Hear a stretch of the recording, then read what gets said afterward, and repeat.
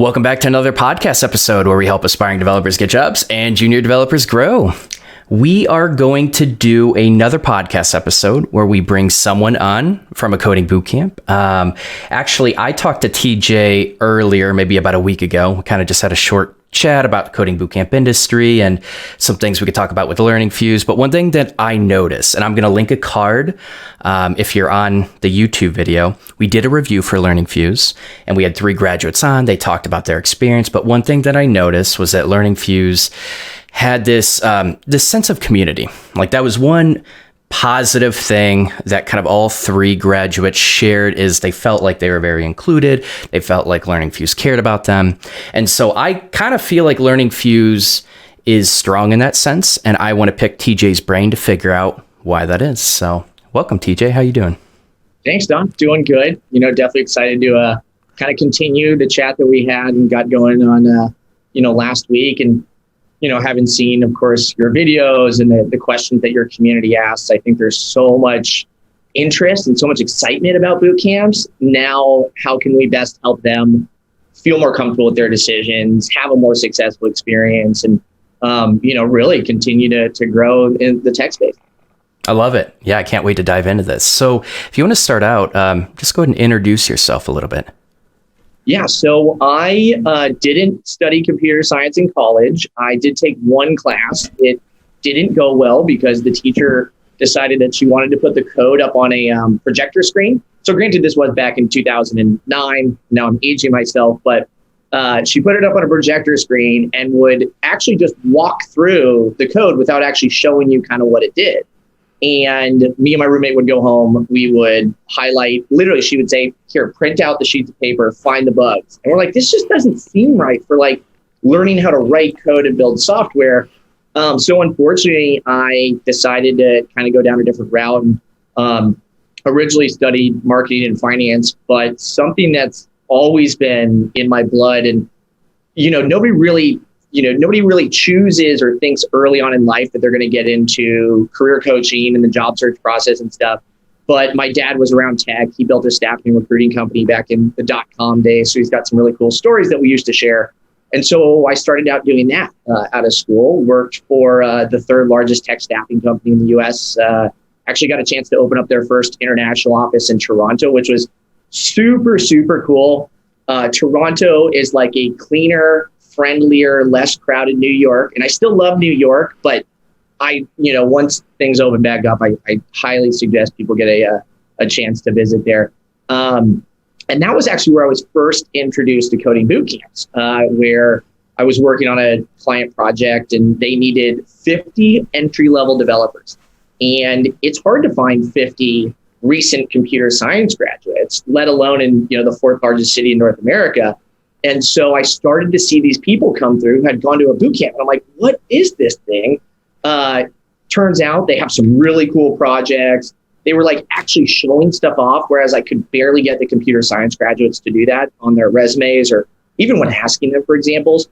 So fast forward a little bit, I decided, I love tech, but I just don't see myself, on the recruiting side because it is a very sales-driven role. And I loved getting to know the candidates. I would spend 45 minutes on the phone with a agile, architect. And, these guys are building entire processes and teams for companies. So I'm like, tell me more. My managers didn't like that because they want you on the phone for about 8 to 10 minutes. So decided to actually come to a coding bootcamp myself back in 2017 and was doing some research. And found LearningFuze and saw that they had both a team that, had experience as professional developers. They, really when I came in and essentially went to the info session, I was like, wow, this, you see people smiling at each other. There's people hanging out late. This is cool. So I learned how to, went through the boot camp, had an absolute blast. Of course, spent many nights up until 1 or 2 a.m. and you're just trying to fix that little alignment or something or get that bug to work where it turns out it was a misspelled variable. And then after graduating, they had offered me an opportunity to come on as essentially their first full-time career coach. And thinking about what I had done previously with the job search, now learning how to code, I was like, wait, this is the best of both worlds. So it started out as that. Eventually moved into the admissions side because most people who are coming through a boot camp are looking to get into a career. So what I do is I take the feedback from the employers, from the alumni, apply some of those questions to the admissions process. And then, of course, because we're getting so much feedback from employers and the community, we then take that to the curriculum. So that's where this title of like program manager comes in. But at the end of the day, I'm, one of those unique people who actually enjoys the job search process. And I think, you do as well, which, we see an article about LinkedIn, messaging or best formats for resumes. And you're like, okay, I'm going to grab some tea and sit down and, dive in. Yeah. And it's kind of a unique thing to be interested in. But when you find, that's interesting, when you find that, your experience and history of kind of just career success and coding, it's really interesting that you found that niche with coding specifically. But my question really is like, what about, so you went through the program, right? Yep. You graduated and they offered you that position. But what about LearningFuze specifically kind of made them unique, made you want to, have a full-time position here and help students here? Yeah. So one of the things that I enjoyed most about recruiting beforehand was we would help people find jobs, and then we would get thank you letters, we would get calls. People were like, oh my God, my life has changed. But then on the other hand, you also work with people who you pick up the phone to talk to them. They don't have time to talk to you. The client, these things that you're kind of, having to manage and babysit, where I would say about 30% of the people I was working with were super appreciative and it really helped change their life. And so that's where like the coding bootcamp thing for me seemed like this, like you said, this sweet spot in this niche of being around tech, helping people find jobs. And then, as and as you talk to, the classmates that you have, the students that you interview afterwards, there's so many amazing success stories where people are like, I never thought it was possible for me to make this kind of money or for me to enjoy this kind of lifestyle. And so one, there's that side of the coin. Two, it's tech. Tech is, there's no question about it. It's not going anywhere. And then I do think that there's this unique aspect of the job search that a lot of people miss out on, which are the tips and tricks that can make it successful that aren't just the traditional, there's resume, you see an Indeed job posting, you see a ZipRecruiter, you apply, and then you essentially don't hear anything. You get ghosted. So there's ways to make it a little bit more fun, but unfortunately, what most people kind of default to is, okay, I have to apply. Oh, I have to write a cover letter. When, there's LinkedIn, they could be posting videos online about a project that they just walked through. So that was cool with I think the bootcamp space in general is there's a lot of programs out there and opportunities for people to kind of change their lives. Now, what I think really pulled me into, LearningFuze is they haven't taken any outside investment. So there's nobody, that's knocking on the doors to say, hey, why don't you have more students? Hey, why don't you guys push people through a little bit quicker or raise the price? The focus has always been on the student experience. And on the one hand, it's tough because it requires us to do a little bit more work. It makes it so like if somebody's struggling, we're setting up one-on-one tutoring for them. It's not and unfortunately this doesn't happen all the time, but you see it online, which is somebody goes to a boot camp and they feel like they're just part of this machine and they're a number that's kind of going through. And, and then of course there's the job search and I can't get a hold of so-and-so, or my instructor's no longer at the program. Who do I get in touch with? So there's just such a, like, it's, I like to think of it kind of like In-N-Out Burger, like In-N-Out Burger, Five Guys, Shake Shack. They make some good stuff because they just put a little bit more effort and focus into it. Like McDonald's is still good, but you go to one McDonald's to another McDonald's, you're getting a different meal each time. Whereas you go to like one of these other burger joints and you are getting some pretty high quality stuff because, they put a little bit more focus into it. Okay. All right. That's fair. Did I hear that correctly? So LearningFuze doesn't take outside investments? No. So it has been, so the original founders who started the program back in 2013, early on in the bootcamp, world. That 2011 was when General Assembly first started, and we were the first bootcamp down in Orange County. So early on, there was definitely a little bit of like figuring it out kind of stuff. Luckily, we had some really good employer partners. And, as you know, and as you've seen, I mean, this space just continues to grow.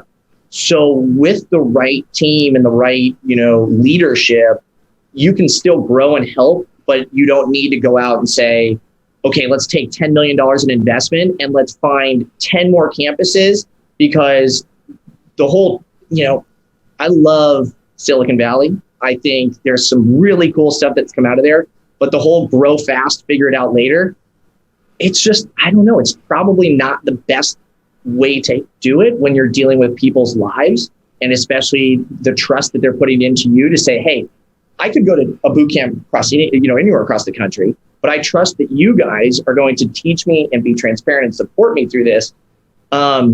So, there's been some times I think where people have reached out and said, hey, we love this idea. How do we get involved? But if they don't have the right mentality and mindset of student first, well, what happens 2 years later, 3 years later, where these investors are knocking on the door and saying, hey, where's my 10X? Where's the money that I could have invested in, another startup company or another business that I'm not getting, from you guys. So I think part of it is, just the idea that you really need some very special people to be on that, team of if you do bring an investment. But then on the other hand, it's not like there's a shortage of applicants, because people want to change their careers. That's just human nature. Whether it's you majored in something you don't enjoy, your life changes, you have to move somewhere else, across the country. And so there's always going to be career changers. So we have this responsibility to them to be transparent and take what they're going through seriously. And then there's always going to be tech jobs too. I mean, there's no question about it. Those are growing like crazy. So you have these amazing, these two really big, huge demand areas. But I think as the boot camp, it becomes your responsibility to be transparent, honest, and supportive as somebody's making this kind of decision. Do you feel like taking investments and owing that explanation to your investors is what tends to taint the experience or even the motivation of the coding bootcamp? I think it can, depending on who those investors are. If they have a strategic alignment and, investment in both the bootcamp and the success, of the students, then there's a huge amount in room for potential and really offering something special, because, there's once again, you have this huge group of people who want to change careers. You have tech, which is growing, and you have the fact that coding is cool. Like, coding is awesome. Data science, I think back in 2012 was named Harvard Business Review's sexiest new job of the 21st century. Like, this is something where there's so many great pieces to it. So if you can find the right leadership team, you can find those investors who understand that growth is good, but at the same time, quality should be as important, if not more important, then that's where you've got something really special. And right now, we haven't had to go, do that, and haven't really, seen that opportunity. But at the same time, if the right people came along, if maybe it was a company, maybe it was a college or university who has that, strategic alignment. I just think, once again, it really comes down to the responsibility of the program to say, is this in the best interest of the students? Okay. So what I really want to dive into is the strong sense of community that LearningFuze has. So in fact, kind of what you were just talking about, I'm actually going to touch on that later, because I do have some follow-up questions. But really, I've reviewed a lot of coding boot camps, obviously, and I've found that you kind of mentioned this idea of everyone kind of feeling like a number. And sometimes there are so many ways that can happen. But, one of the most recent stories someone shared with me, the career services got cut off after 3 months. And so a lot of students were going past that 3 months. And so, we had talked about some of that previously, but there are tons of reasons why people can kind of feel excluded, feel like another number. And there are also really good stories from coding boot camps where, a lot of the instructional staff and a lot of the career services actually care about, people changing their life, not just signing up and giving them money. It's actually going through the full change and landing that job. Like they're excited like you are. They're excited to see people bettering themselves. But yeah, that's one thing that kind of shined with the LearningFuze, and that's what I want to focus on right now. So what do you feel? What is it about LearningFuze that makes them unique in making all the students feel really included, feel like they're really part of something bigger, a community, feel cared by the staff? What is it about LearningFuze? Yeah. So I think where we should start is what people are getting themselves into, which is you are going through one of the most challenging experiences of your life to learn how to code, to do it quickly, because a boot camp is supposed to be hard and quick, like the military has shown us.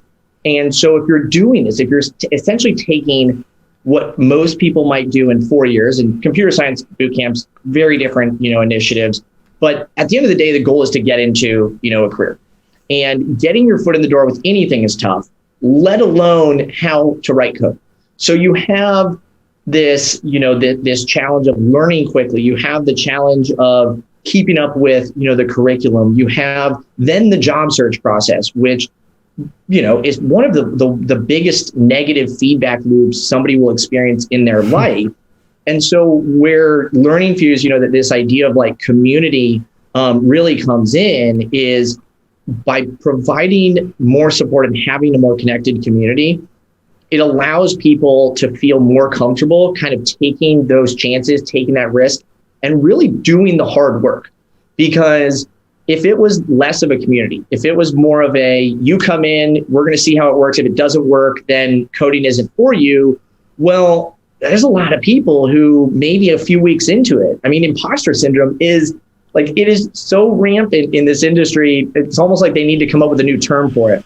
But where people, struggle early on is when they hit that imposter syndrome. And, no matter how many times you tell them, hey, this is normal, you're going to go through it. Everybody goes through it. Here's a CEO who goes through it every single day. So hopefully with that community aspect, you can help manage that imposter syndrome a little bit to keep people moving forward, because momentum and stopping is the worst thing you can do, whether it's learning how to code or whether it's going through your job search. So a few of the things that one of the things that we try to do early on is really help people understand if this is going to be the right fit for them. Because once you've started to make the investment, the time, the money, you're making a big commitment. And the last thing you want to do is realize 5 or 6 weeks in that it turns out you're not really a developer. Maybe you enjoy tech and maybe design makes more sense for you. But the coding bootcamp should have helped you identify that, rather than saying, Don, you keep telling me you love development. Let's just get you in here. Versus like, hey man, how long have you been coding? What have you done? What do you love about it most? One of my favorite questions to ask people is, what are your hesitations about doing a bootcamp? Because hopefully there's a little bit of nervousness. Hopefully you've thought about this to the point where you're excited, but at the same time, you're also cautiously, optimistic. So, a lot of conversations beforehand, whether it's an info session that they've attended, whether it's a workshop of ours, we do like meet the staff kind of stuff. We have the prep class that people can take, and that's that opportunity to say, do I like coding? Oh, and by the way, do I like LearningFuze as well? Because once again, we're not the only people, in this space. And there's a lot of really good boot camps, still out there, even though you do have some who are, I think, more seeing the opportunity of the space versus let's, make sure we're doing this right for the students. Once people have come into the program, there's a few things that we, really ensure that the instructors understand they need to do, which is they have to be available. So this isn't you come in and teach, they're going to lecture. Oh, and then by the way, the rest of your class is led by a fellow or, a TA who just graduated, the cohort before. So you have these instructors who are available, who truly love, and I know, you hear this over and over again, the teachers love to teach. We've had people who have gone out, taught, done some, professional work, said, you know what, I love coding, but teaching is even more fun. And then throughout the program, the teachers are checking in with students, no matter if the student's doing good or if they're struggling. So even someone who's doing good, we're going to reach out and say, hey, Don, how's it going today? Do you need any help with the code? And if they say, nope, I'm good, then cool, we'll check back in, in an hour. Because unfortunately, no matter how much support you provide, there's still this sometimes nervousness that people build up inside their own head of, oh, I don't want to bother so-and-so. Oh, this is a dumb question. And that's not the case. Like, you paid us to teach you how to do something, and more importantly, how to answer your questions. Because, everything we're teaching, the stuff that most boot camps are teaching, it's open source. The React developer community is amazing. The documentation is pretty solid, and it's only continuing to improve. So you could go the self-taught route. But by trusting us and taking that extra little bit of step, we feel like we take that really seriously. And then we also apply that to the job search, where no matter where you're at, no matter what's going on in your life, if you've got family stuff that's making it tough to submit 25 applications a week, well, let's have a game plan and let's talk about how we can keep you coding, because you don't want to lose those skills. But how do we also maybe get some networking events fit in there? Or how do we maybe make an introduction to a company or two so that you can then help, once again, help be around your family, do what you need to do, but then at the same time, continue to keep that momentum going. Because once that momentum stops, once the confidence is lost, once they don't know who to talk to, oh man, that's when, it's tough. And, we've had a few people who, have stopped coding for a while, but then they come back to us 3 months later and say, hey, I don't know what to do. And we're like, cool, here's some curriculum. Let's go back through this. You submit it. We're giving you feedback on that. Even though we might be taking a step back to, let's say, earlier in the program, we're going to make sure that we can get you going again. Because if you truly care about this, then we're going to make sure it works. That's a really interesting idea, momentum. Because a lot of people that I mentor, a lot of them are trying to kind of fit it into a busy work schedule. And that's the tricky thing is, I don't want you to just cram this in on like one Saturday out of the month. And then, I want you to consecutively do it. Like, even if it's just like an hour or two for a few days. But life happens. And especially when you graduate a coding bootcamp and you don't have that support from the instructors. And yeah, you can still reach out to career services. So many people drop that momentum for so many life events. And it's saddening to see, because that's the moment where they need to continue working on projects and reinforce everything that they're just learning. And you talked about it's a very self-defeating cycle going through the job search process. And to stop even for a month and then do it again and then get discouraged, stop and then do it again. Many students continue that pattern over and over, and it's just it's hurting their confidence. And so you also brought this idea up of, well, imposter syndrome needs to be normalized.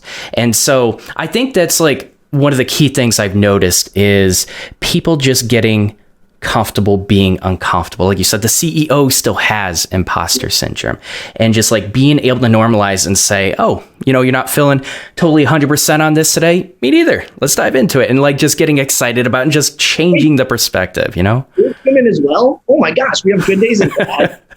Exactly. So, that's really interesting. So, I think one question people probably have is, you kind of talked about a lot of things that LearningFuze has and that other coding bootcamps offer as well.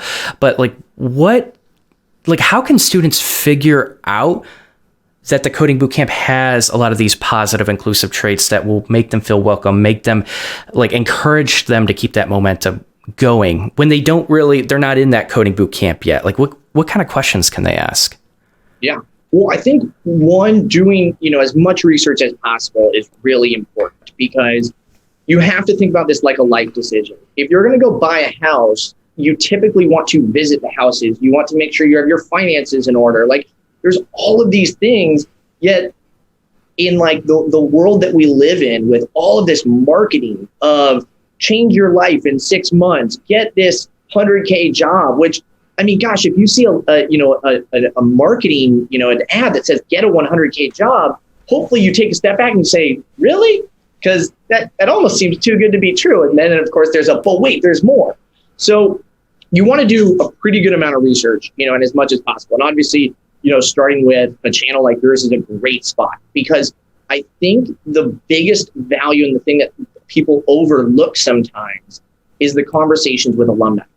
Because the boot camp is going to tell you what they want you to hear, which is, we're going to help you find a job. And they do, because if boot camps didn't, then they would be out of business. And some of them have been shut down. And in California, we have to report to BPPE. And BPPE looks at these things. And once again, in the past, they've heard about boot camps with the whole job search guarantee, this one was advertising 100% jobs guaranteed in 3 months. And then they did an investigation, boom, not allowed. So you want to talk to the alumni, because the alumni were people who were in your shoes. They saw the marketing. They looked at Course Report and Switch Up and Career Karma, and they read Reddit, links, and they were on LinkedIn. But talking to other people can feel a little bit weird at first, until you realize that just about anybody on LinkedIn, just about all of these students, who you might be reaching out to, the majority of them are actually willing to talk to you. And so we have to, it's this, once again, this mentality and this trick that we play on ourselves, which is, I don't want to reach out to someone. But if you reach out to, let's say, 5 alumni and ask them about their experiences, you're going to get likely 5 slightly different experiences, but you're also going to hear things that either are going to resonate with you and get you more excited about where you're going, or make you take a step back and say, you know what, maybe I should look at some other programs or even other, alternatives. So alumni, I think, are the best place to go. Definitely go to the school, go to an info session, an open house, whatever the program is calling it. Hear from them, talk to their people, make sure that what they're telling you, let's say in the advertising on their website, aligns with what they're telling you in person. And then also make sure you have a good feeling about those people, because we have spidey senses and our intuition is usually decently right. And if you have a weird feeling about a program before you've even started, that's only going to compound. Maybe there's a chance that it was just a one-off kind of thing, but more often than not, you're on to something. And so maybe you do a little bit more, research there. Promises are always a dangerous, slope. So one of the things we always tell people is, we can't guarantee a job, because at the end of the day, you still have to go and apply and interview and do all of this work, but we're going to support you and we're going to be there every step of the way. And that's a commitment we can guarantee we're going to have, is if you reach out, we're going to answer your questions. If you need to set up a meeting, we're going to set up a meeting. So I think those are a few of the things you can do early on. And then on the other side of the coin is the stuff that you have to plan into your own day and schedule to make sure that you're going to have a successful experience. So by looking at programs, it's great that you're doing the research. It's great that you're talking to students. It's great that you've, let's say, found that place that you've whittled down your list from 10 to 1 or 2, and you're like, I feel really good about this. But you still need to make sure that your day-to-day isn't going to come and jump into the way. You're not trying to balance too much. You want to make sure you have enough time to code, but then also after the program ends to go through a job search. The fact that you mentioned a program stops giving career services after 3 months kills me, because 3 months is a short job search. In 2019, statistically, this is across all industries, the average job search was, I believe, 6 months. So you're talking about something where no matter what industry you're in, it's going to be about 6 months, yet there's a place who's saying, by the way, 3 months in, it might work, it might not, but hey, you could be on your own. So you have this difficult, challenge ahead of you. So you want to almost over prepare, because when things go wrong, you want to make sure that you have like a plan for it. One of my favorite stories is Michael Phelps. I think most people know who Michael Phelps is. Obviously, one of the greatest swimmers of all time. And one of the things he attributes his success in the pool to is the fact that he visualizes thousands of different scenarios with the race, so that if something goes wrong, he knows what to do instead of having to adjust on the fly. So I know it's tough to do, but if you can dive in, do the research, talk to people, look at multiple programs, and then, almost like take a step back, say, is this right? And then come back to it and say, okay, cool. I feel like I've got a good, plan in place. I've got a good program, that I've found. So hopefully that answered question. I know I went on a little bit there. That's okay. You actually, one of my other questions was, like how to make the most of your time. And we could dive into that a little bit as well. But, like you said, the best thing, I really, first of all, I'm just going to talk about the alumni. I remember graduating. I was super excited to be on the alumni panel because, and especially when I got a job, I was really proud of myself. I was excited for students. I knew they were going to be proud. And I think a lot of alumni like doing that. Sometimes people get nervous, but overall, like even if you just reach out on LinkedIn, most people, like if they had a good experience, they want to talk about it. So that's a tricky thing though. And one thing I've noticed is people that had a bad experience, when I try to invite them onto the podcast, they don't want to go on. They don't want their face shown. And so, it doesn't work out because it needs to be a conversation. But, I try to encourage, everyone to share their stories so everyone can be informed. But a lot of people that had bad experiences don't share them. And I think they're just, I think a lot of people think like they're talking badly about the coding bootcamp in any way will hurt the coding bootcamp. And like you could talk about it in a way in which like you realize every coding bootcamp can improve in some way. And so you could, even if you had a bad experience, like people that have come onto my podcast, the great things that like the best thing that you can do is also talk about the positives. Like if you had a bad experience, there are at least a few positives. There's an instructor maybe you connected with. And so I guess this is just my message to people, like, feel free to share your story. It doesn't have to be all bad. You can have emotion, linked with that story. But, like you said, TJ, it helps to get as much information as you can, even if you're scouring Reddit for people sharing their stories that they were too shy to share, maybe on a LinkedIn post or something like that. So I believe, as much information as you can get, that's great. But you think about like, it's not just about the experiences. Like, what if an alumni kind of shares, well, we learned technically all the technologies that made us marketable, but, we really struggled with the fundamentals afterwards. And so, maybe that just tells you, okay, this coding bootcamp is, $6,000 cheaper. It's a little bit shorter. And the best thing that you can do is prepare and just like spend 2 months before learning the JavaScript fundamentals. And there are tons of great free resources to do that. So now you go into this coding bootcamp, you save money, and you're going to excel with that program and be completely fine coming out of it. So it's just like as much information as you can gather will help you prepare so well. Yeah, so absolutely. And I think you hit like such a great point there. And this is just confirmation bias. Like, as humans, we don't like to admit when we were wrong. So if you went to a bad boot camp, are you going to go out and complain about it? Like, are you going to say, hey, I made a mistake and I should have done more research beforehand. I should have asked them for the outcomes. I should have been a little skeptical by the fact that it was the cheapest one, around, or it had this, job guarantee kind of thing. So yes, I mean, you look at like online reviews and stuff, and people forget that, when you look at the average bootcamp review, I think it's like 4.4, which is crazy because 4.4 out of 5 would, that's a 90%. So, I mean, all of a sudden, where do those 3s and those 4s go? But it's the same thing with Yelp and restaurants. People either write a review when they loved it and they're like 5 stars, but this could have been improved upon. You're reading the review and you're like, so that's like a 4-star review. This isn't a 5-star review.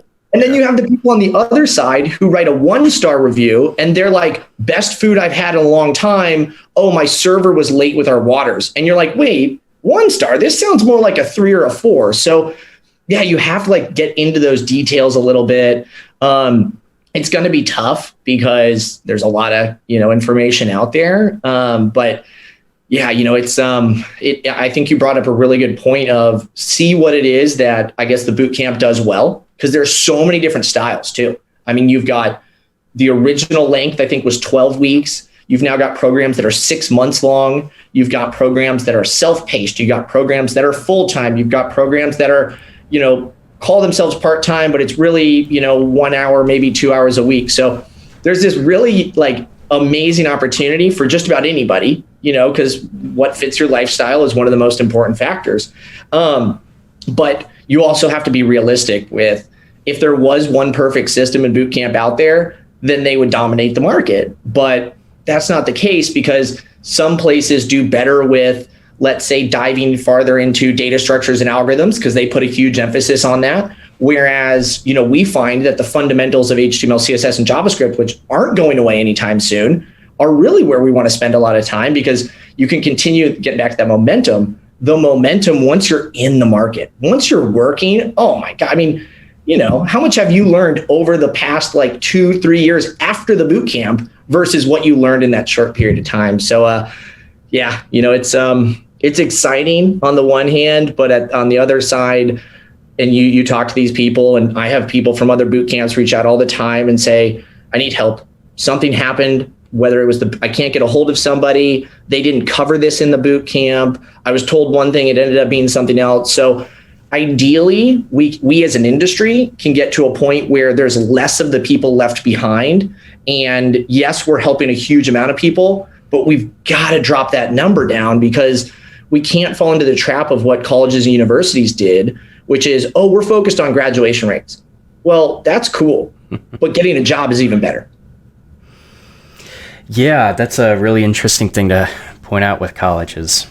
I like it. So, you and I have kind of talked about, especially with the in-person, we really enjoy the in-person experiences. It's just completely different with remote.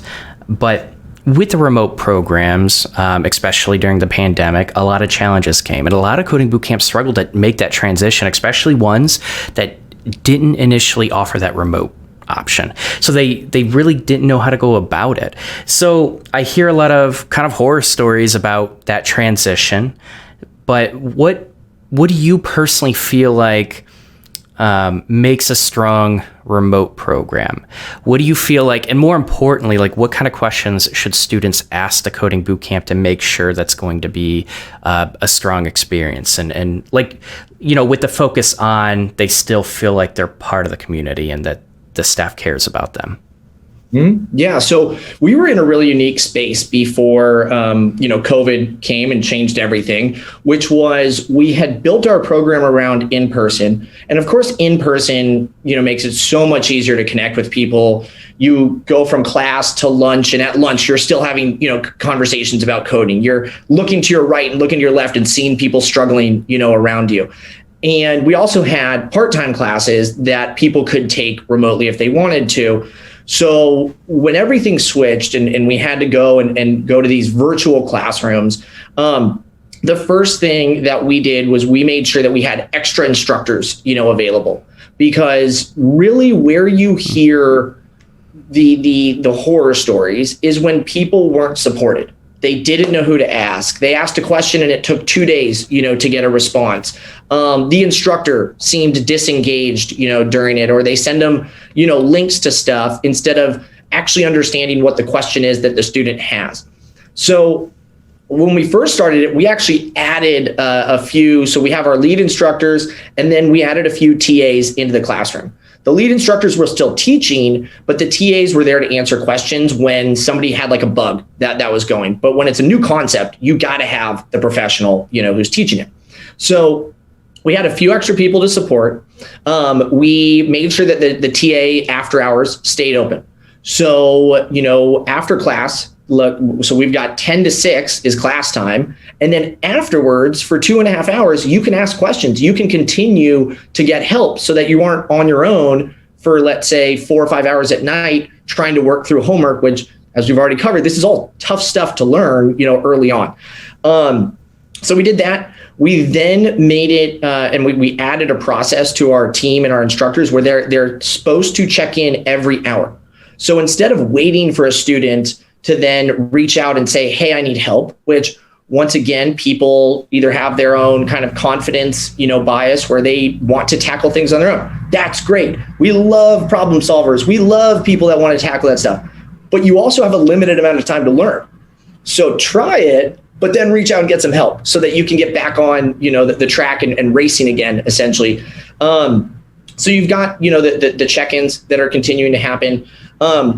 And from a question standpoint, for people who are looking at programs, I think one of the best ones you can ask, and I get this really, really often in the admissions process, is what happens if I'm struggling? And or can I get kicked out? And Unfortunately, I do know that there's some programs out there that are very strict about you have to keep up, you have to pass the tests. If not, then this isn't for you.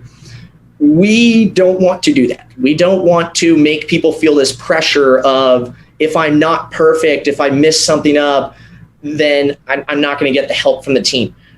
Part of being a great developer and just continuing this in your career is taking those risks. So you have to feel comfortable taking the risks. So for example, if I'm struggling, if I try something and it doesn't go right, how are you guys going to help me?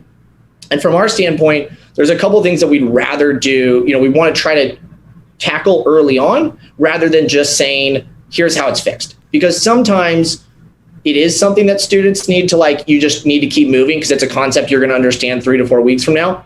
But other times you need to sit down one-on-one and understand where they're coming from. So we have tutoring available.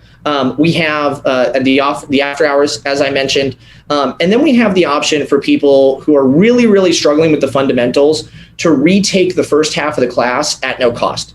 And this is because when you get into what I like to think of are the sexy languages, React, Node, Postgres, you're getting into this full stack development stuff. It's fun, but if you don't understand the core fundamentals of JavaScript, then yeah, you're going to write React code, but you don't know what's going on under the hood. And then comes the job search process where they're going to ask you a variety of questions. Some of them are super basic. Some of them are super high-end data structures and algorithm stuff. But if you can't answer the basic stuff, they're not going to give you the coding challenge. They're not going to get you to that next piece.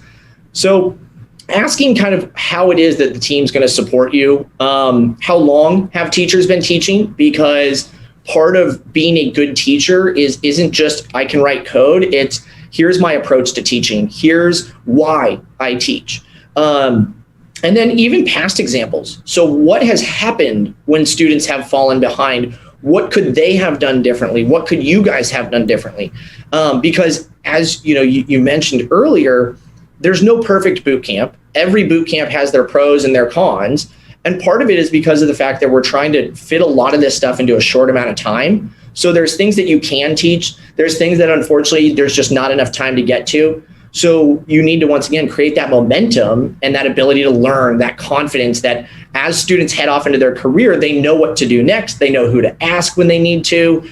So I think those are a few of the things. For remote students, is there any outside community building events? So one of the things that we do is on Saturdays, we have a program coordinator who does this thing called Tea Time with Cass. And sometimes they'll hop into a Zoom on a Saturday and they'll watch a movie together. Sometimes they'll play Jackbox games. Sometimes they'll play,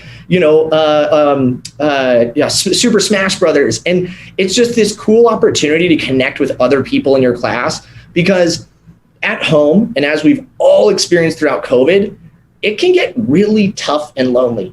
And when you're coding and you think you're the only person struggling with something, it gets even worse. So when you can hop into these Zooms, when you can, you have an off-topic channel, let's say in the Discord or the Slack. So this channel's for coding stuff. This channel's for you to share your favorite songs or a meme that you just found. Because by having that community aspect, you make people feel more comfortable to reach out when they're really in a vulnerable position. And while we don't want anybody to get there, it's life. Things are going to come up, and sometimes it has nothing to do with code, but we hope that we're the program that you feel comfortable saying, hey, I have a lot of family stuff going on. I can't go through the job search process right now. And we're going to say, no problem. Family comes first. What can we do in the meantime? Or circle back around with us. Let us know when you're ready to get back into this, because we're going to bring you right back into it, because that's what you paid for. You paid for our support. So there's a few little things. It is, I don't know if anybody was listening from other boot camps, but it is a little bit of extra work. You do need to have that person on your team and those people on their team who aren't there just to teach, but they're there to spend some extra time with the students and get to know them. It seems to make, all the difference, as you even saw when you were talking to our alumni. I mean, those guys have had some really interesting experiences as they went through their job search, but all of them continue to come back, whether it's their second, their third job. Some people will just show up for demo days and alumni panel events because they want to say hi to classmates. So that's probably my favorite part, is when people come back, and shoot me a Slack message 2 years later, 3 years later, and say, hey, I just got this job. And I'm like, I think you're kind of bragging right now, but congrats. I like that. So you had talked about this like program coordinator, and you had sent a message to other coding boot camps that, it is a little bit more difficult to coordinate some of this. And, you could just, one thing we did was we just nominated someone that was extremely social in our group, in our cohort, and she just took the reins, and she was awesome with it. I mean, like, you're always going to get like that one student that has that initiative. Have you ever, so when you say like program coordinator, was that someone that was like actually on your staff, or was that someone that okay, they were on your staff? She's my right hand. She does some of the resume, workshops with the students too. So she works with them a lot through that. But I definitely agree. Like, if you have somebody in the class who can help add that component, it really only, it just, makes that experience so much better. And one of the questions I like to ask in the interview process is, what does conscientiousness mean to you? And the reason that I ask it is because it's great that people are aware of their own strengths and weaknesses, because you have to be. I mean, if you're going to be a good employee, heck, the question comes up: what is a weakness that you're working on? What's a strength that you have? So that's good to know that you have your own, but are you also aware of how other people are doing? Do you know that when you come into a classroom or you hop onto Zoom, you could be having the best day ever, but somebody might hop in and just not have the energy that day? Maybe they lost, a pet at home, and, they aren't ready to dive in and just, once again, like, be their bubbly personality that they normally are. So the reason I ask the students is, I say, the most successful classes that we have had from both the experience standpoint in the program and the job search have been the ones that start to connect with each other. The ones that, I mean, we've got one student right now who's starting a hiking group, in the area around here. They're taking it slow with COVID and everything. They still got masks on and stuff, but it's like these little things where I'll see, a class that'll say, hey, we're going to go grab Korean barbecue. Who wants to join? Here's a LinkedIn post I just put up recently. Can I get some support, for it? And when you start to do that together, you also feel that not only now do you have the boot camp that is on your side, but you have your classmates too. Because yes, you are kind of competing for the same jobs, but there's also a ton out there. So, if I can get done with an interview and say, hey class, I just struggled through this interview and here's the question that I got, be careful of this kind of stuff. Man, you're just helping all of your classmates with it. And you hear it a lot with the job search space. So, one of the things that I think some students struggle with is they don't feel the sense of community in the job search. So what we do is we do weekly webinars, which are, it's not you reaching out, it's we're going to do this every week.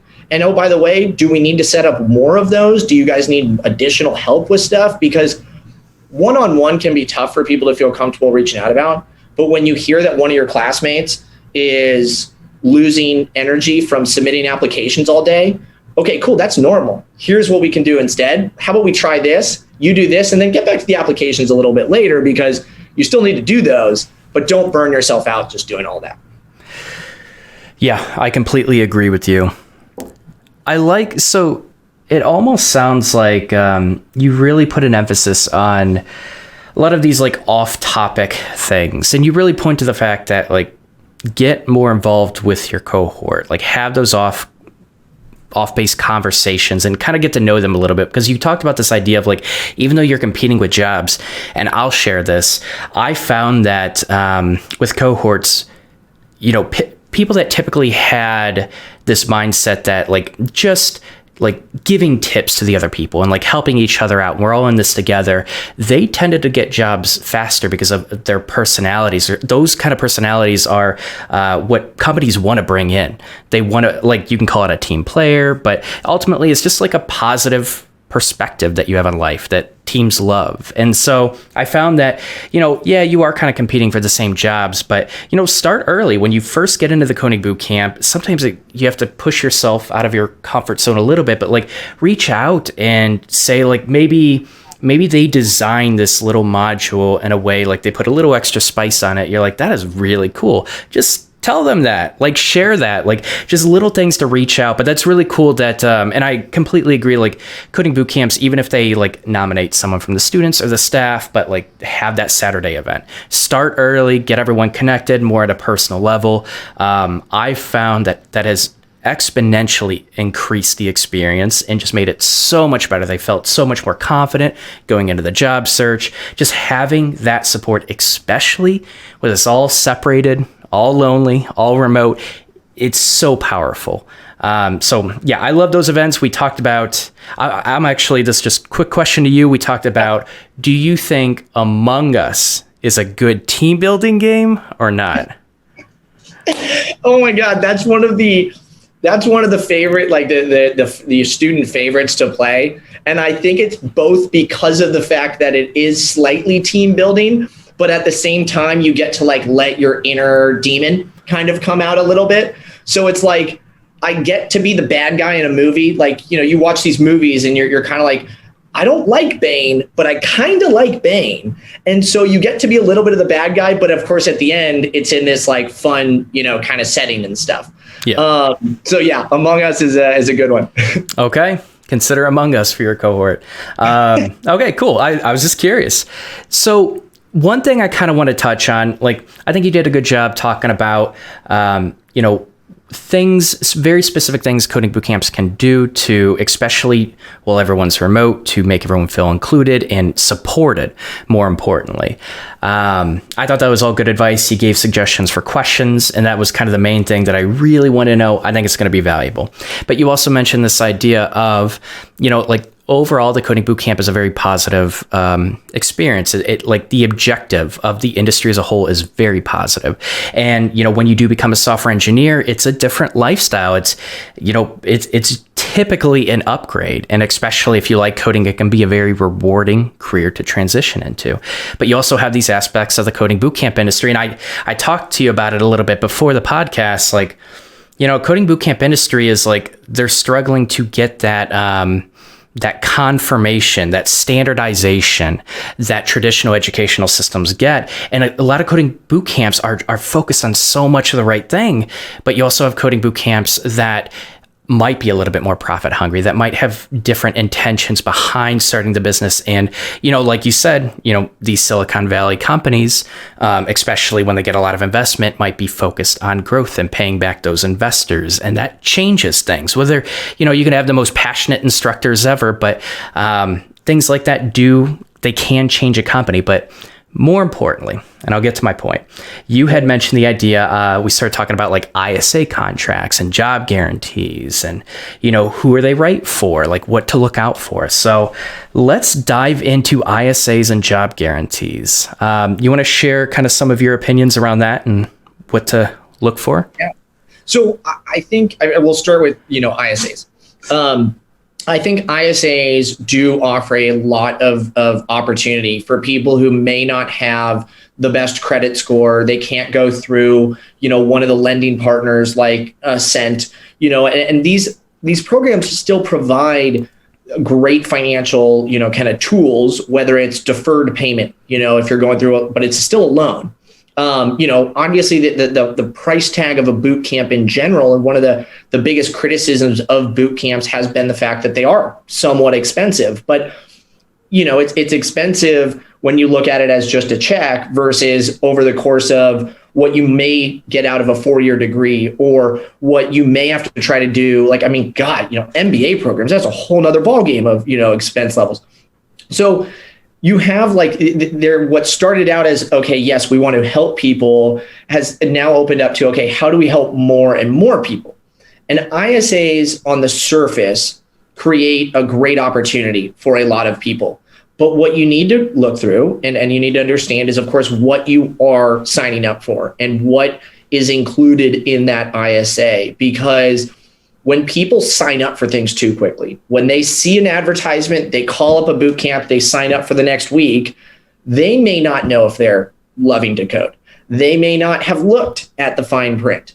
So what you want to make sure is that you've thought about, okay, what am I, once again, signing up for? And then when I'm going through the program, is there anything that could cause this ISA to turn from a value add and a pro of my experience to could something go wrong?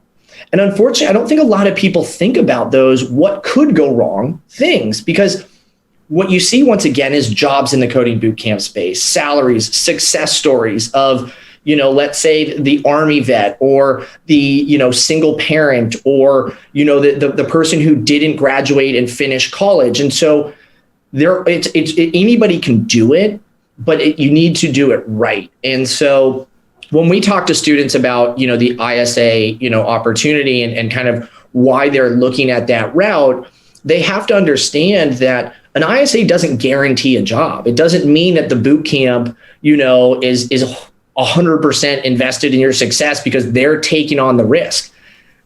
Part of what is in that ISA contract is likely the fact that if you start the program, let's say you're 6 weeks in, 8 weeks in, and all of a sudden you get sick, or you realize, once again, this is always a tough one, and we've been able to avoid it, but back when I actually first started, we had somebody do this. In week 3, they said, I don't think I like JavaScript. I'm more of a designer. We're like, shoot, you had the prep class and all this stuff. So if you learned later on that you don't like to code and you decide to leave the boot camp, there's still some tuition that you owe the program. So it's not about, are you guaranteed a job in tech? You could end up with a job that pays $50,000 non-tech because you have bills at home, and now you're having to start to pay that tuition again. So an ISA is great, but the person still needs to be right for a boot camp as a whole. They still need to love to code. They still need to have thought about what challenges could come up in the job search process. Because when you haven't, that's when you hear these horror stories of people who went through an ISA and then have to take a job later on, and all of a sudden their ISA is now void, or what they thought they were getting themselves into isn't there. And what's tough about that is once you start to work, like to spend less time job searching, less time coding, getting into the industry becomes harder and harder and harder. So I think that there's a ton of opportunity with, ISAs. I think it opens up a huge market of, the potential to get into tech for a lot of people. Where I think there's still room for improvement. And I think the responsibility comes down to the boot camp. The boot camp needs to be honest with people about, this is right for you. This, maybe you need to spend a few more months doing this because you like code now, but do you really love it? And then of course there's the ISAs, which are still young. So I think there's a lot of room for, okay, we can find ways to better align the success of the student and, the ISA itself. The state of California is trying to do that by actually limiting ISAs to a set number. So instead of being anywhere from, let's say you could pay back $25,000 or you pay back $35,000, they're locking it in as 1.5 times the tuition. So long answer, I think that there's, or I guess TLDR, take a look at it, but make sure that you understand what you're signing up for. Because on the surface, it can look really, really good. You just have to make sure you've thought about all of those little factors that could go into it. That's really good advice. And I just like the mindset, because first of all, not all coding boot camps, it's not like they're not trying to be transparent and trick people, but I sometimes I don't think they account for like those situations where you do get seriously sick and you are locked into a tuition, or, sometimes you get coding boot camps that will offer these ISAs. Like the ISA model is good in a sense where it does allow accessible education to people that just can't get in just yet. And like it does make the industry more accessible. But, you mentioned, well, the coding boot camp, it's their responsibility to kind of do that screening initially and make sure the student doesn't just kind of like code. It's interesting. They love code because you're locking into, typically with ISAs, you're locking into a pretty big contract and you're going to owe quite a bit of money. And, some people, I've even talked to some people that haven't really thought out their life situation. Like they've thought out, okay, it's going to take me 3 months of a coding boot camp and maybe 3 to 6 months to plan a job. But they really haven't taken serious consideration into, okay, if it does take past that 3 months to get a job, do you have the savings to support yourself? Do you, like sometimes you don't even think about it, but like one person, their family was sick and, it kind of it was about to get worse kind of when they were graduating. You don't really like think about this kind of stuff. And so I think really the message is to sit down and really kind of plan out, basically from going to this coding boot camp to getting a job, what can possibly come up, having the mindset of like, not, this is going to make it more accessible and like what I'm going to gain out of it, but what could go wrong? And this is where like, this is actually a healthy mindset to have to be able to account for this stuff. And it causes you to read that fine print because you have to read that fine print and know what can go wrong. So I thought that was great advice. I mean, heck, they're edge cases. Engineers plan for all of this stuff when they're building, applications. Right. If you're going to be an engineer, plan for these edge cases in, your experience. And it's tough because who wants to think about what happens if my mom gets sick? Am I going to go be by her side and support her? And, we have one student right now who, kudos to him. He's communicating like crazy. I mean, he will message me about once to twice a week to say, hey, here's how my mom's doing, here's how my dad's doing. And I've been able to do this with, the coding side or the job search. And so what we've done is we've kind of customized a job search for him. So we're going to focus on, whether it's part-time jobs until he's gotten the family stuff figured out. We're going to, have him connect him with people who we can start to get, the learn from and stuff. But, can he do a full-time job search? Probably not right now, but a month from now, 2 months from now, he probably can. But once again, who wants to think about that kind of stuff? It's not fun. But unfortunately, you kind of, you need to is the big thing. Yeah, absolutely. I completely agree. So what do you think of job guarantees? So I think job guarantees are interesting because if done right, there's a lot of the things I really like how job guarantees map out and push you to do what's necessary to find a job. Unfortunately, the reason most people struggle with the job search is because there's so much to do. So if you're looking at most job guarantees, you're looking at a minimum number of applications to submit. You're looking at a minimum number of commits to your GitHub. You're looking at, and so you have about, typically, I want to say it's about 8, and sometimes I've seen even 15 requirements that you have to have that if you don't follow one of those, job guarantee lost. And it's not a job guarantee, it's a tuition refund guarantee. Mm-hmm. So if you don't get a job, there's nothing you can do except for ask for your money back, from the boot camp. So while it's a great, it's a great tool for creating kind of a game plan for what to do in your job search, as we both know, sometimes people aren't built or they don't have the time, they have too much going on in their lives to do all of that stuff. So if you can't do all of it, then a job guarantee doesn't really do anything for you. If you're only going to be able to spend 2 to 3 hours a day on your job search, I'm willing to bet that the job guarantee is going to get voided at some point. So just like the ISA, it creates I guess the ISA provides a little bit more support where like it takes a little pressure off of the finances side, whereas the job guarantee provides a little bit more of like a map or a blueprint for what you need to do to be successful. But the reason that companies and boot camps can offer that is because they know that if you doing all of those is tough, and if you do it, you're going to be successful. But are you ready to write an article every week? Are you ready to post a video? You are, but is a recent graduate comfortable with that kind of stuff? So I think that they have value, but you also, once again, have to be realistic with yourself of, am I going to be able to do this? If I don't get a job, now what happens? Once again, what's this worst case scenario? So, whatever boot camp you're talking to, if the job guarantee becomes void, if I get sick and I can't apply to 50 positions that week, what happens? Okay, you guys are going to work with me. Cool. Okay, like how long do I have to work with you guys? So you want to ask these questions, because where a lot of these horror stories come up is when people either were told one thing, which that's just wrong. Obviously, if you're being told one thing by the program, something else, that's a whole nother issue. But if you weren't reading the details, you kind of got to look back at yourself and say, what did I miss? And so once again, I think the responsibility is wholly on the boot camp, because people are in this position where they want to change their jobs, but sometimes need to change their jobs. So they may not be looking at this stuff, but the boot camps had these experiences. The boot camp has had, let's say 100 people start with the job guarantee, and they've had 10 of those people not successfully completed. So what happened with those 10? Because me as a student who's coming through, I want to know what not to do. I also want to know from the boot camp, what are you guys doing to avoid that stuff ever happening again?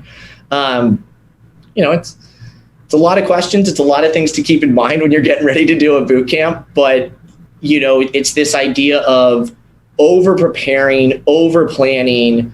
It's like getting ready for an interview. I've never heard somebody finish an interview and say, I over prepared for that. Guess what they say? That went great. Oh man, that was easy. But more often than not, you hear, man, I wish I'd spent another hour. Oh, I wish I'd looked into that a little bit more. So it's a life decision, make sure that you're taking it seriously. Yeah, absolutely. And really, just to keep it incredibly simple, it's just read the fine print. It is on the Coding Bootcamp to kind of look out for those students, especially when you have students that are really excited and they're focusing on the positives, the life change that's going to happen. They're focusing on that positive outcome. It's very easy. I mean, just think about all these contracts that you sign, just to use the apps that you use. No one reads these long contracts. And so in my opinion, Apple episode. Oh, wait, what? No. Have you seen the South Park episode with Apple? And they keep agreeing to the terms of service, not realizing what they're signing up for. It gets a little dark. I haven't seen that. I'm definitely going to check that out. But Cartoon Network specifically, and just little episodes pop up on YouTube with Apple. So I've probably gotten the gist of it. But I'll definitely have to check that out. And so just think about that. A lot of these agreements are so long and lengthy, and we've almost kind of been trained not to read them.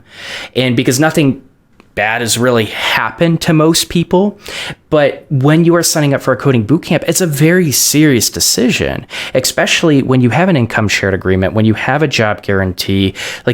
A lot of people are signing up to these coding bootcamps because they're offering that. That's when you see an ISA or you see a job guarantee, I want that to just flick on a light in your mind that maybe you're going to have to read this agreement. This is something that you should actually take seriously. So anytime you see an ISA and job guarantee, just be aware of that and just over prepare. Make sure you are making an informed decision. And there's nothing wrong with asking the coding bootcamp about some of the terms. Like you said, what are they doing to make sure that this doesn't happen? And, what can I do to make sure that this doesn't happen?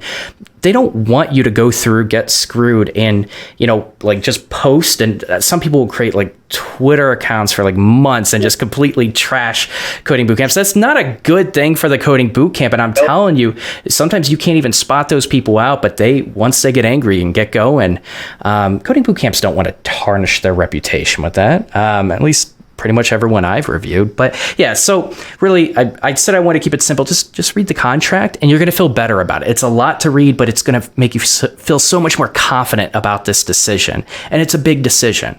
So I'm actually glad we touched on this one specifically because a lot of people want to know about it. And if you want to know more about this, let me know, because I've been thinking about doing series of videos specifically focusing on ISAs, and we can look at specific contracts. But as always, just let me know in the comments.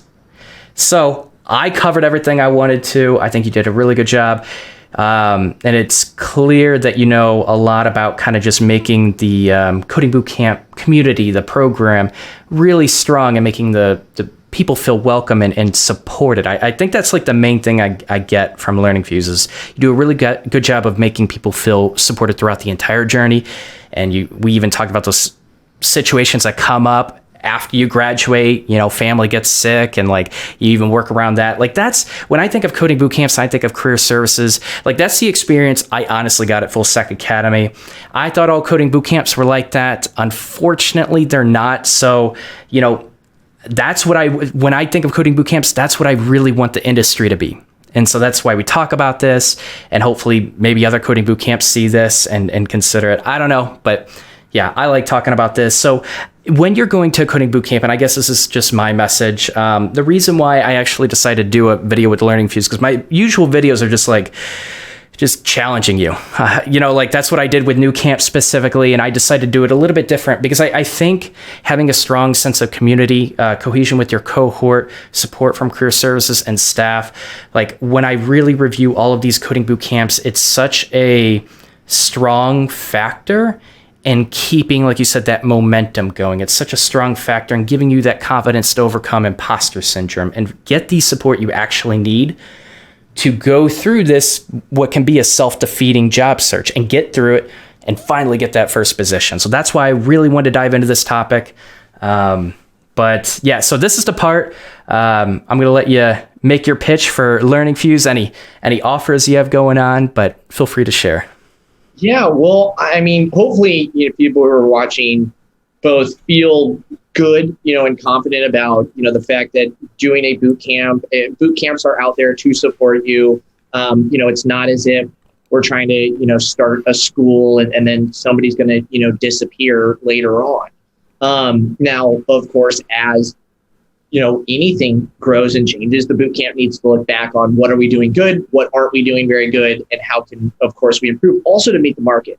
So, if you're looking, at programs and stuff, I once again, I think doing your research is step number one. Stepping back and asking yourself, do I love to code? When things get tough, am I going to still want to wake up the next day and go back into that, bug that I was working on for 4 hours yesterday? Because guess what? This is your job. This is what's going to happen for the rest of your career. Unfortunately, it's not like The Social Network. I mean, God, who knew? Or Mr. Robot. It's not just hacking away all day. So from like the LearningFuze perspective, and hopefully, some other boot camps have taken this, we've built a strong reputation as, a program that cares. And it's one of the things that, the alumni feel comfortable coming back to talk about. It's, they understand that when, once again, things get tough in the program or afterwards, they know who to, to turn to. And I think that that's something that can really, benefit, just about anybody. Now, does it mean that it's the right fit for everybody? Are we the only boot camp doing this? Absolutely not. So I think there's a ton of value. I think this is a really cool, exciting space to be in. But, taking that extra step to make sure you're doing your research. One of the things we're most excited about right now is we're actually getting ready to launch a data science program. But this has been about 2 years in the making, where our whole thought was, well, we have to find the right instructor. We have to have the right curriculum. Like, we can't just go out and say, oh, you guys have something built. We're just going to buy this from you. And, we'll just fit it into the team. So we got lucky. We found somebody who's taught before. They're a, professional data scientist, and watching him build the curriculum, I'm like, oh man, I want to go back and I want to learn data science. Like, I want to dive into Python and machine learning. Oh, wait, we've got career services to do. I've got this whiteboard over here of students and jobs, to try to connect people with. And if anybody wants to, connect and even just ask, because one of the things that happens sometimes with us is because we're based in Orange County, if people are taking our classes remotely, maybe the time zone doesn't work. So if you're looking at other programs and you're trying to decide or something, feel free to reach out and I'll say, here, this looks good. This, is something that I might, want to be careful with. Or here, look, there's 5 alumni I just found on LinkedIn. You should shoot them, this connection request and message. At the end of the day, it's all about raising the entire industry, because we are doing some really, really special stuff. And the disruption of higher education has been needing to happen for a little while. I don't think we're replacing computer science programs, but I do think we're getting traditional education to rethink their approach. And it's also more fun to build stuff than to sit in a lecture hall all day. So, let's do more of that, colleges. I completely agree. I love it. I think you have a healthy mindset for the coding bootcamp industry. And, even just talking to you, it feels like that's also a focus. It's not just building up LearningFuze. It's also just building up the coding bootcamp industry and understanding like why it's even here and, how that industries should be serving students. I think that's incredibly important. But TJ, stick around for a couple minutes. But seriously, it was a pleasure talking with you. Thank you so much for sharing your perspective. We have tons of, hopefully people find this valuable. I think they're going to. We have definitely went over several topics. And, like I said, with the ISAs, job guarantees, please feel free to share your comments below. I want to hear your opinions on that. But TJ, thanks so much for joining me today. Yeah, thanks, Don. This is fun. I'm definitely looking forward to the future deep dives, because those topics are, it's like the iceberg. There's so much more underneath the surface. Oh, there is so much more.